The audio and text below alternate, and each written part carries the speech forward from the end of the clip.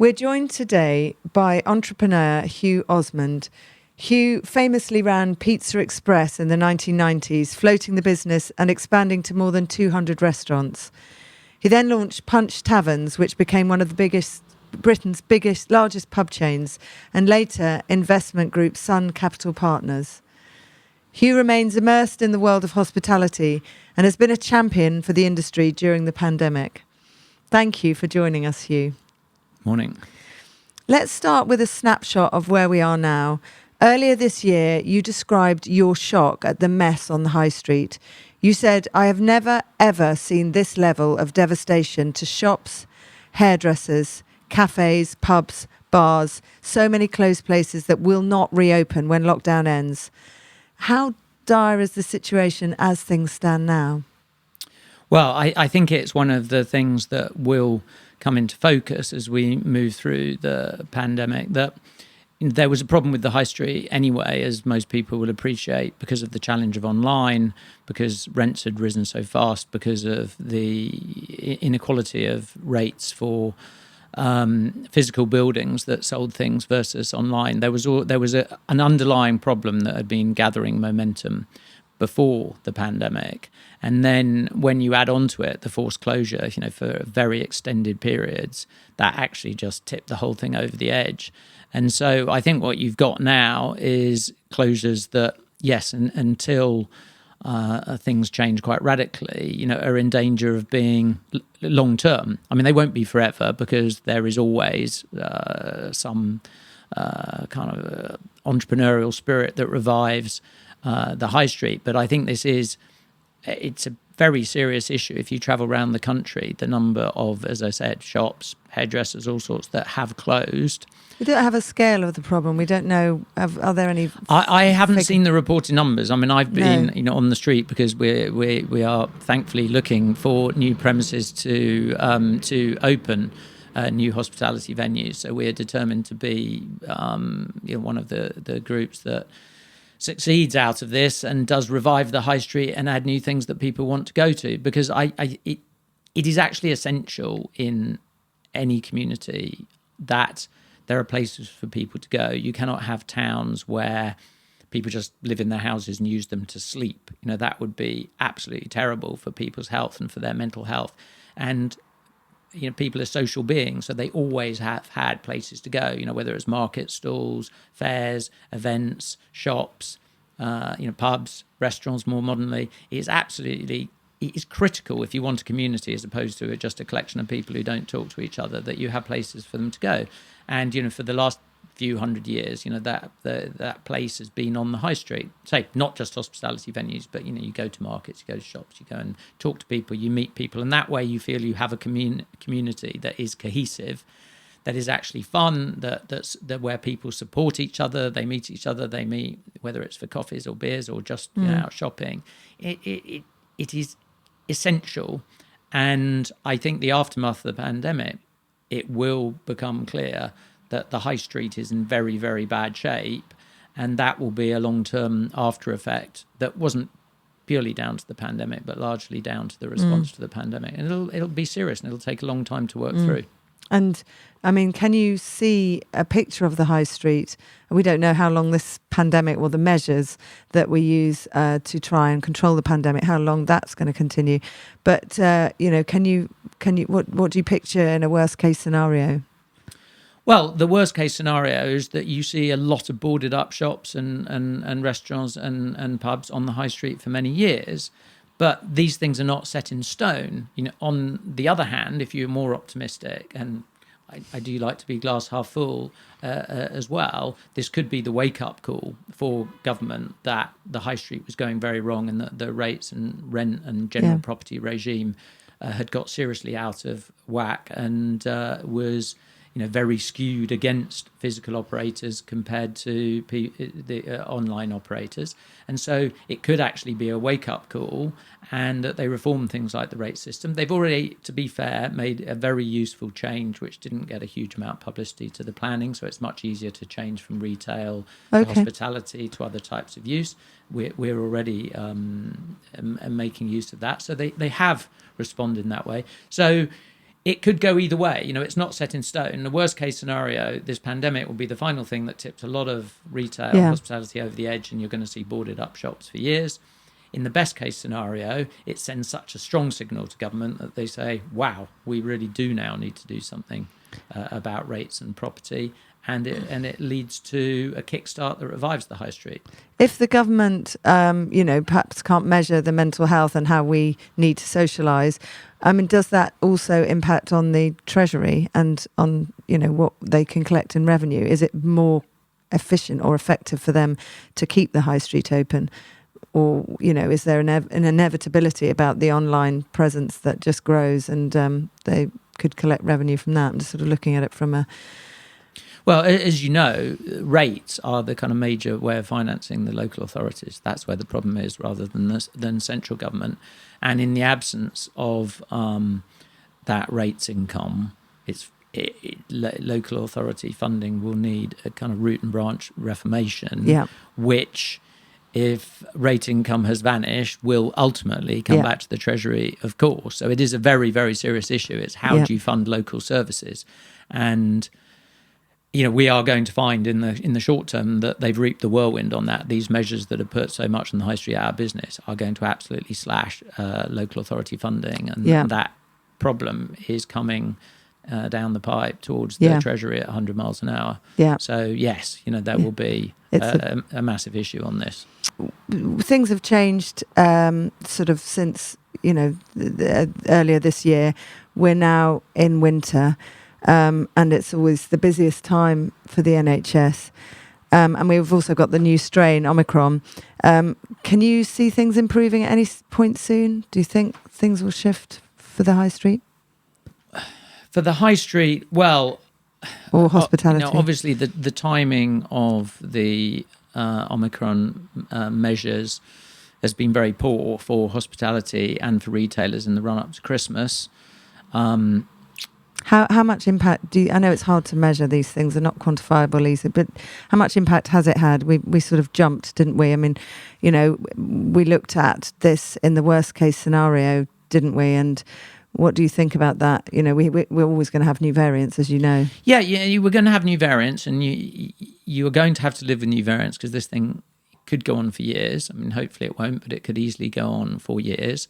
And we have to have responses that do not involve damaging millions of people's lives, damaging education, damaging the economy, putting thousands of small businesses out of business. We have to have responses that are treatment-based, that are based on addressing the medical conditions and not these blunt instruments that cause far more damage than they save. But how do we know that? The government could argue, if Omicron does escape immunity or vaccine-induced immunity, if it is far more transmissible as well, then we need to be cautious.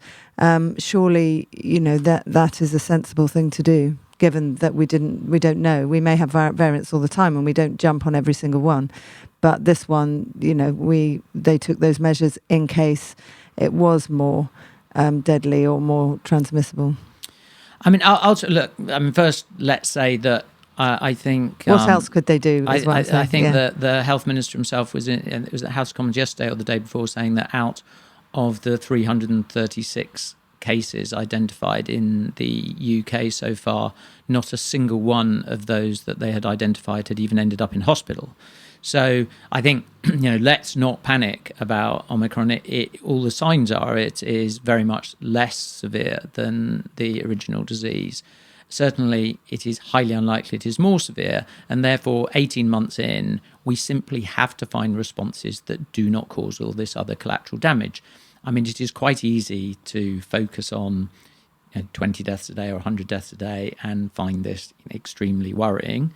First, you have to take it into the context of the fact there's 1,500 deaths from other causes, many of which have risen and in fact are contributing more excess deaths at the moment than COVID. So 1,500 deaths from other causes every day, of which a very small fraction are COVID, and actually unexplained excess deaths from other causes currently are bigger than from COVID. So we do have to take that into account. But more importantly, while it's easy to focus on that headline, we have to look, and now we've got 18 months of evidence, at the other damage that is caused by measures. It may not be quite so obvious as a stark number that comes up from the government saying X number of deaths per day, which is very evocative, but actually meaningless. If you are potentially reducing the tax income for the government by billions and billions and billions of pounds because you're reducing output, because you're closing the high street, because lots of people are going bust, because hospitality is being closed down, you will in the end have far less money to fund the NHS, fund social care long term, and far more people in the long run will die than you are saving by those measures today. Then there are the far less measurable effects. Before the pandemic, we were already suffering a pretty much unexplained epidemic of mental health issues, particularly in teenagers, but across the nation. And I'm quite certain this wasn't simply a case of people picking up on it more. I know the monitoring is far better probably than it was 20, 30 years ago. But even taking that into account, it was already quite clear that pre-pandemic there was a massive increase in quite serious mental health issues, depression, anxiety, self-harm, so on and so forth, particularly affecting teenagers, but not just teenagers.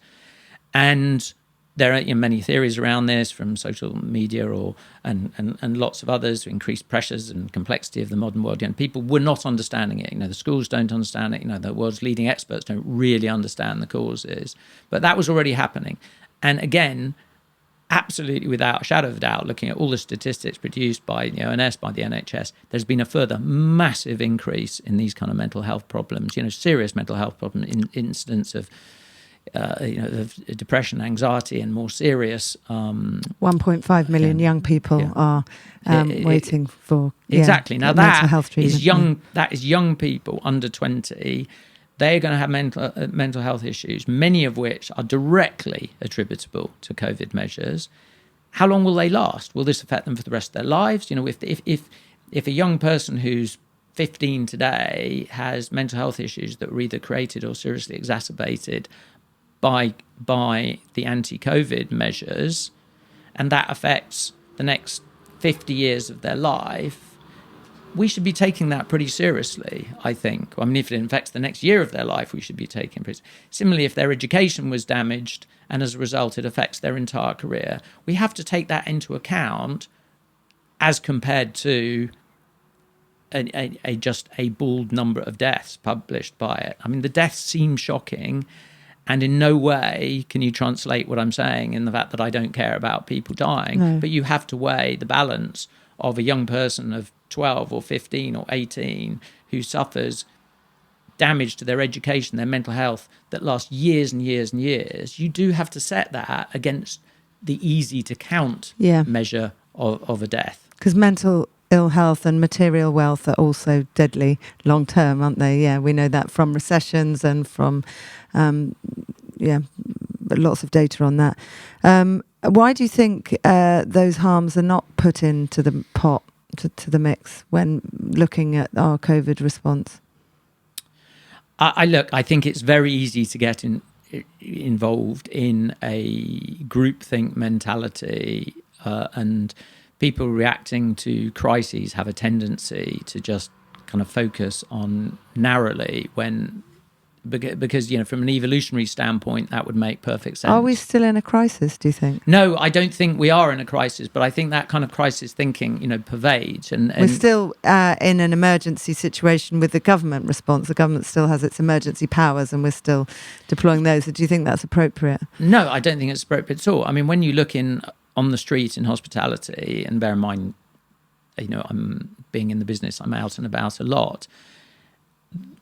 Hospitality venues extraordinarily and I have been amazed. I've been absolutely amazed. But since the reopening on April the 12th and then the full reopening on May 17th, it has been absolutely rammed throughout, record weeks regularly, even compared to 2019. Absolutely extraordinary. So are we having a bounce back? Do you think there are still people afraid to come back into hospital? Or were you not seeing that in the figures? Well, you're not seeing it in the figures. No, so it's very difficult to reconcile. So the people that are out and about within a very few days of May the 17th are behaving completely normally and seem very keen just to go back to how it was.